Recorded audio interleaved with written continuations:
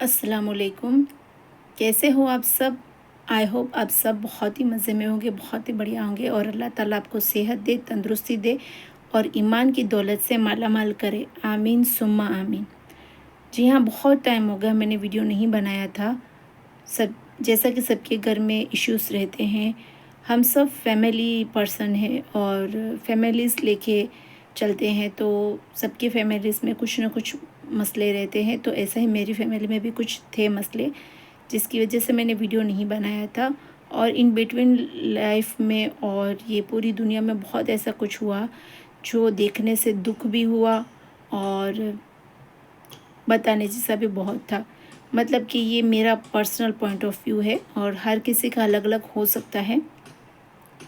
तो अभी के जो हालत थे वो जैसे कि वॉर के चल रहे हैं, ईरान और इज़राइल के, और तकरीबन अभी तो सीज़ फायर हो चुका है और बहुत बहुत ही दुनिया बदल गई है। ऐसा लगता है कि एक साल में तो बहुत ही ज़्यादा ही उथल पाथल हो चुका है सब कुछ। अब मैं एज़ यूजुअल हमेशा अपने मुस्लिम भाई बहनों के लिए ही बात करती हूँ, क्योंकि ये हमारी कम्युनिटी है और हमें इसका राइट है कि हम अपने मुस्लिम समाज के लिए, मुस्लिम भाई बहनों के लिए बात करें, उनके लिए स्टैंड लें, उनके लिए आवाज़ उठाएं और सबको जागरूक करने की कोशिश करें। ये एक छोटी सी कोशिश रहती है। देखिए, करना ना करना वो सब अप टू योर हैंड्स, आपके हाथ की बात रहती है, लेकिन एक ये कोशिश रहती है कि हम हमारे थ्रू अगर कुछ हम मैसेज पहुंचा सकते हैं और उस मैसेज में किसी को कुछ भी पॉजिटिविटी दिखती है और उसमें से वो कुछ भी लर्न करता है, एटलीस्ट कुछ भी कहो ना, एक सिंगल छोटी सी भी आदत अगर वो उसमें से कैच करता है, तो ये एक सवाब जारिया भी होगा और ये अपने मुस्लिम भाई बहनों के लिए दुनिया और आखिरत में बेहतरी का रास्ता भी बन जाता है। तो ये मेरी छोटी सी कोशिश रहती है। मैं भी देखो एक इंसान हूँ, मुझसे भी गलतियाँ होती है। मैं भी परफेक्ट ह्यूमन बीइंग या परफेक्ट मुस्लिमान नहीं हूँ, बट एटलीस्ट मैं कोशिश करती हूँ और अल्लाह ताला से मेरी यही दुआ है कि मैं एक मुकम्मल मुस्लिमा बन जाऊँ, जो मेरे रब को पसंद है, जो मेरे अल्लाह को पसंद है, मैं उसी तरह से ज़िंदगी जीऊँ और अपने उसूलों को इसी तरह से रखूँ और अपने बच्चों को भी मैं उसी तरह की तालीम और तरबियत दूँ। तो बात ये है कि आज इंडिया में बेसिकली जिस तरह से माहौल है, मुझे एक क्वेश्चन ये आता है कि युद्ध हुआ ईरान और इज़राइल के बीच, ठीक है? अब एक है यहूदी मुल्क और एक है मुस्लिम मुल्क, ये दोनों का मैटर है।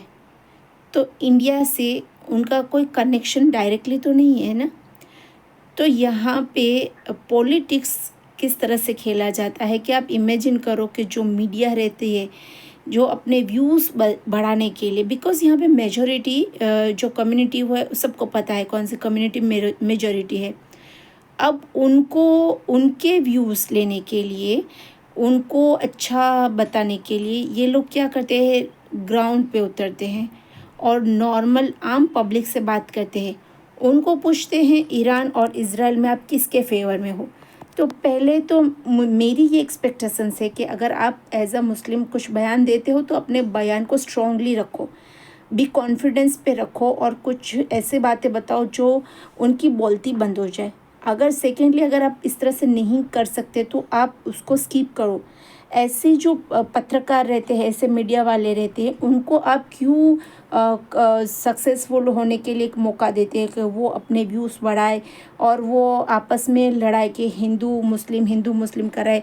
क्योंकि देखा क्या जाता है कि ईरान के साथ जिहादी है, ये है, पर ईरान और जिहादी का कनेक्शन क्या है? यही चीज़ अगर इज़राइल के बारे में अगर कोई हिंदू भाई बोलता है कि मैं इज़राइल के फेवर में हूँ, तो क्या वो देश से गद्दारी नहीं है? और अगर ईरान के फेवर में कोई बोलेगा तो वो देश से गद्दार हो जाएगा। तो देश का गद्दार और जिहादी कहने का हक किसने आपको दिया है? तो ये जो मीडिया है वो किसके इशारों पे चलती है? उनको कहाँ से खर्चा पानी आता है? आप समझ जाओ कि कहाँ से उनको इतने फंड्स मिलते हैं, उनको कॉन्फिडेंस आता है कि वो आम पब्लिक में जाके इस तरह से क्वेश्चन करते हैं। क्या उनको ये राइट है? स्पेशली तब वो ऐसे क्वेश्चन पूछते हैं जिससे कौमी दंगे बढ़ते हैं, नाइत्तेफाक की पब्लिक में बढ़ती है और सोशली जो डैमेजेस होते हैं उसका तो तसव्वुर भी नहीं कर सकते। एक्स हैंडल पे जितना भी आप देखोगे ना तो ज़्यादातर क्या होगा, हिंदू मुस्लिम हिंदू मुस्लिम।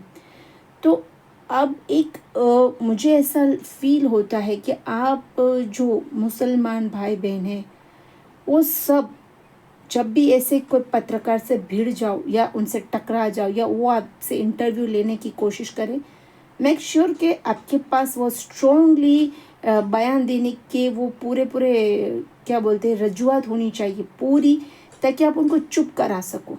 और अगर आपको लगता है कि आप नहीं उनको चुप करा सकोगे और वैसे नहीं करा सकोगे बिकॉज उनके पास जो चीज़ें उनके पास एक रहता है ना कि बैक पावर बहुत ज़्यादा है, उनके पास पैसा भी हो जाता है, तो उनको आप चुप नहीं करा सकते। तो ये बहुत अच्छी बात है कि आप वहाँ से खामोशी से निकल जाओ, क्योंकि हम अगर अच्छा नहीं कर सकते तो हमें बुरा भी नहीं होने देना चाहिए।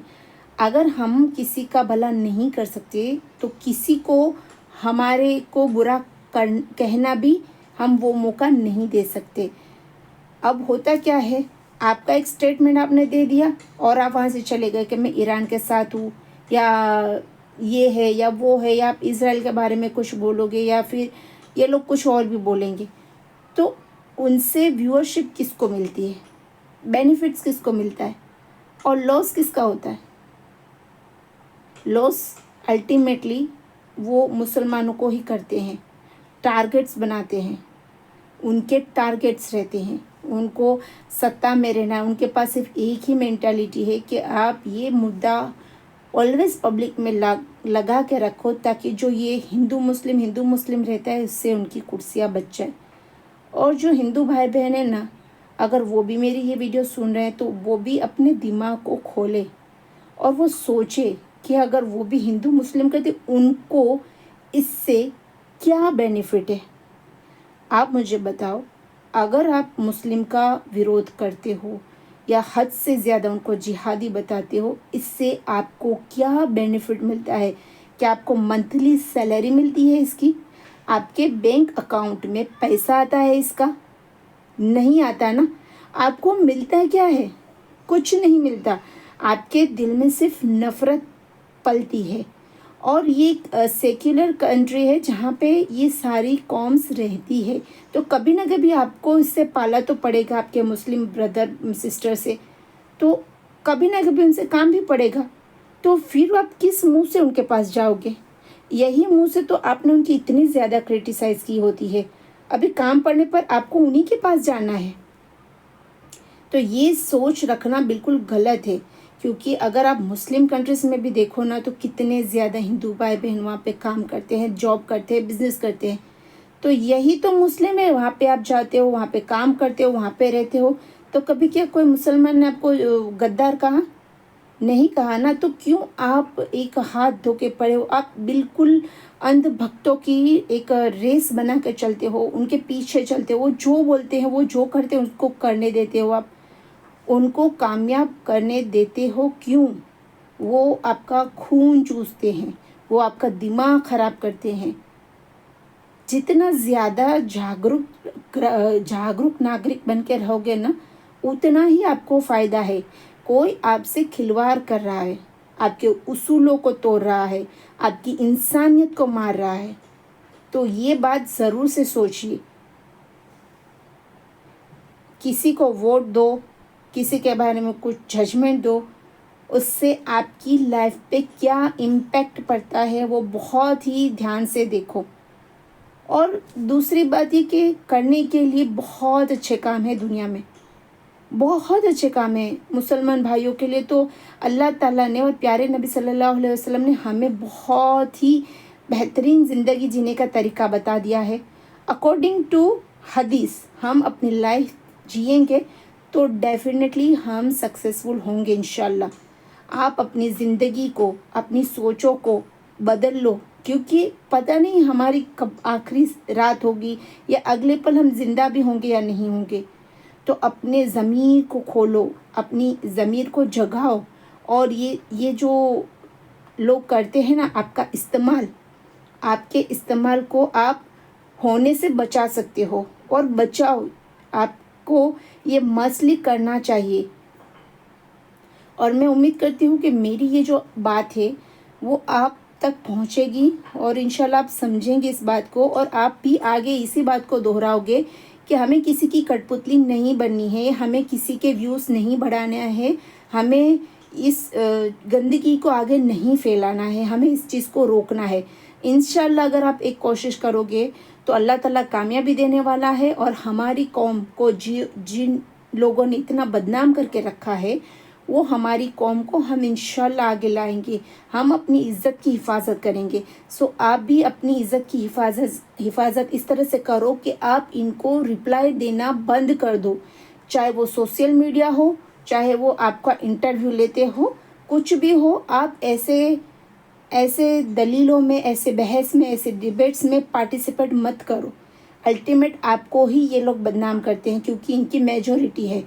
सो दिमाग खोलो और अपने अस्तित्व को, अपने दीन को, अपने शरीयत को बदनामी से बचाओ, और उनकी इज़्ज़त करो, उनकी इज़्ज़त की हिफाजत करो।